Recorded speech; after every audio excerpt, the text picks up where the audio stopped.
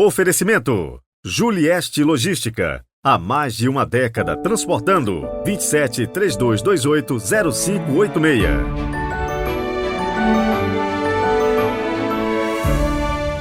Olá, sejam muito bem-vindos. Hoje é o 10º domingo do Tempo Comum, 11 de junho de 2023. Muito bom ter você por aqui, nos fazendo companhia.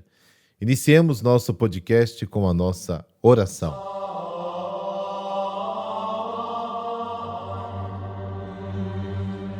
Pelo sinal da Santa Cruz, livrai-nos Deus, nosso Senhor, dos nossos inimigos.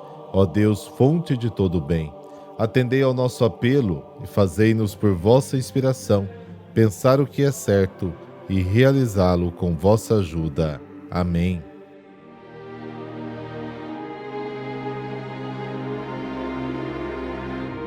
Mateus capítulo 9, versículos de 9 a 13.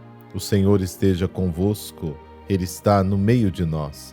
Proclamação do Evangelho de Jesus Cristo segundo Mateus. Glória a vós, Senhor.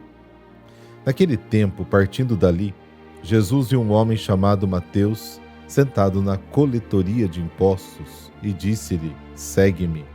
Ele se levantou e seguiu a Jesus.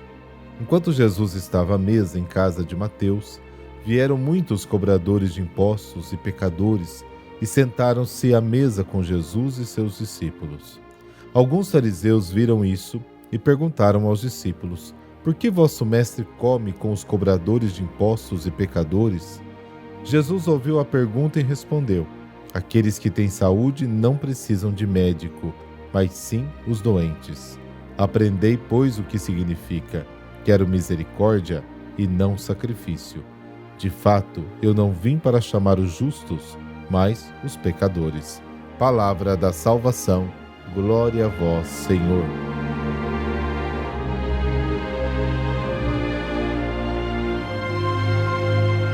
O caminho que a igreja nos faz, domingo após domingo, é sempre lindo. No domingo passado, o centro foi a liturgia com o desejo de Deus de que o homem possa construir sua própria vida em torno de sua palavra. Mas a palavra se confunde com a vida, afetiva e espiritualmente. Palavras para colocar no coração e na alma. Uma palavra não só para ser escutada, mas para ser feita, para agir. Uma palavra que, se verdadeiramente escutada, transforma a vida em horizonte de acolhimento, de misericórdia, de perdão. E é precisamente sobre este aspecto que insistem as leituras e o Evangelho e faz a síntese que dele a liturgia celebra na oração, que sublinha como Deus prefere a misericórdia ao sacrifício. Em Jesus, o Pai acolhe também os pecadores e transforma a nossa vida com o seu amor. Tudo tem um objetivo preciso: que a vida de cada pessoa seja dedicada a Deus e aos irmãos. Assim se mostra precisamente a vontade de Deus, o seu desejo, o seu sonho. O Evangelho de hoje nos ajuda a esclarecer a afirmação de Jesus que ouvimos no domingo passado: nem todo aquele que me diz Senhor, Senhor, entrará no reino dos céus. De fato, Jesus revela a hipocrisia do homem fechado em seus esquemas religiosos e que de fato não se submete à vontade divina, mas pretende submeter o próprio Deus às suas regras. De fato, diante dos fariseus que questionam os discípulos de Jesus sobre o fato de comer com os pecadores, Jesus mostra com a sua ação que a vontade de Deus é a vida do pecador. A vontade de Deus é a misericórdia. A vontade de Deus é o dom transbordante. Aqui, mais uma vez, o amor de Deus se revela precisamente em amar aqueles que não são dignos de amor. No tempo dos meus estudos de teologia, eu gostava de dedicar um tempinho para meditar a Sagrada Escritura precisamente no tema da misericórdia de Deus.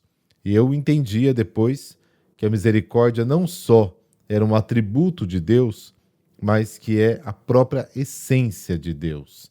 Deus simplesmente é misericordioso. E assim, no nosso caminho de fé, há duas experiências decisivas e que não podemos eliminar: a do pecado humano e a da misericórdia divina. tão contrastantes. Nosso pecado, nossas quedas, formam um fundo escuro para o brilho da luz da misericórdia de Deus. Eu gosto um pouco desta intuição, porque a experiência da misericórdia divina que cobre com a sua sombra o pecado do homem se torna assim experiência pascal, passagem das trevas à luz, da noite à luz do dia, da morte à vida. O acolhimento, o perdão, se torna assim um reflexo da ressurreição, uma oportunidade de conhecer o rosto de Deus. Reconhecemos-nos fracos, frágeis, miseráveis, e é precisamente na nossa miséria que nos sentimos amados pelo Deus misericordioso. É belo o rosto de Deus no qual cremos, um Deus que dá o primado ao homem e se encarrega das fraquezas e dos fracassos do próprio homem. Às vezes pensamos que até podemos comprar Deus com nossas orações, com nossos pequenos sacrifícios, com os sacrifícios que podemos fazer. Não é necessário, ou pelo menos não é suficiente, porque devo dar aquele passo decisivo que dizia antes, reconhecer minha fraqueza e minha falhabilidade. Caso contrário, nunca haverá espaço para experimentar a misericórdia de Deus. Celebramos a Eucaristia, que significa ação de graças, e que é algo extremamente distante da nossa mania de tentar capturar Deus. Nela não são oferecidas homenagens humanas a Deus, mas o homem é levado a se deixar ser inundado de presentes. É Deus quem se dá totalmente a nós.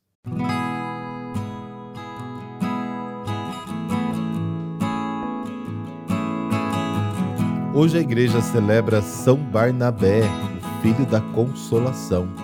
A multidão dos fiéis era um só coração e uma só alma. Ninguém dizia que eram suas as coisas que possuía, mas tudo entre eles era comum. Nem havia entre eles nenhum necessitado, porque todos os que possuíam terras ou casas as vendiam e traziam o preço do que tinham vendido e depositavam aos pés dos apóstolos. Repartia-se então a cada um deles conforme a sua necessidade.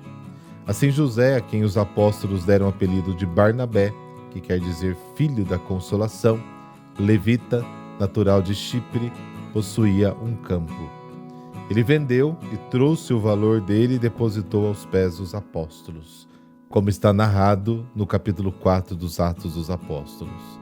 A Bíblia menciona pela primeira vez o nome de Barnabé entre aqueles que, depois da morte de Jesus em Jerusalém, se reúnem em torno dos apóstolos. Trata-se de uma comunidade de fiéis, na qual vivem fraternalmente, compartilhando seus bens.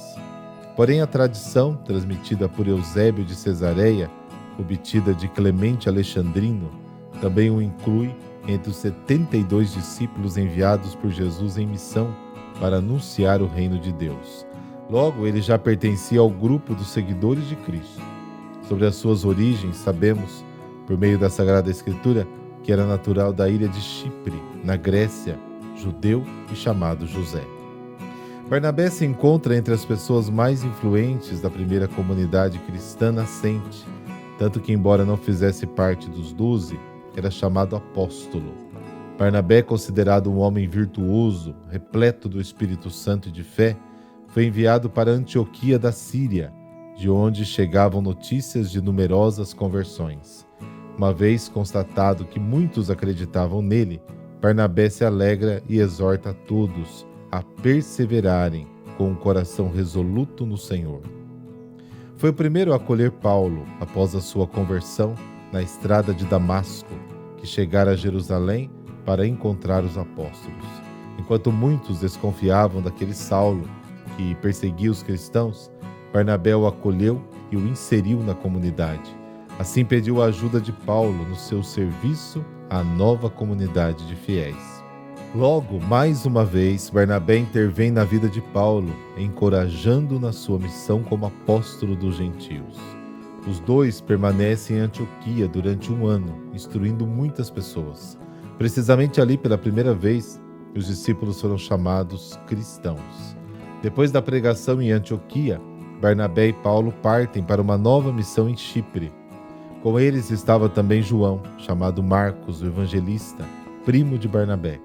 A etapa sucessiva era Panfilha, de onde João decide voltar para Jerusalém. Ao invés, Barnabé e Paulo prosseguem para Psídia, Licaônia, Listra e Derbe, mas depois voltam para Antioquia da Síria, detendo-se também em Perge e Atália. No entanto, as conversões dos pagãos, cada vez mais numerosas, começavam a suscitar divergências entre a necessidade ou não da circuncisão. Por isso, por volta do ano 49, Barnabé e Paulo voltaram a Jerusalém para resolver este problema com os apóstolos. Logo depois, ambos se preparam para uma nova missão, mas Barnabé quis envolver novamente o jovem João, embora Paulo fosse contrário, por não confiar muito nele. Barnabé, porém, o vê como um discípulo para ser reabilitado. Não chegando a um acordo, seus destinos se separaram. Barnabé embarca para Chipre com seu primo e Paulo parte para a Ásia.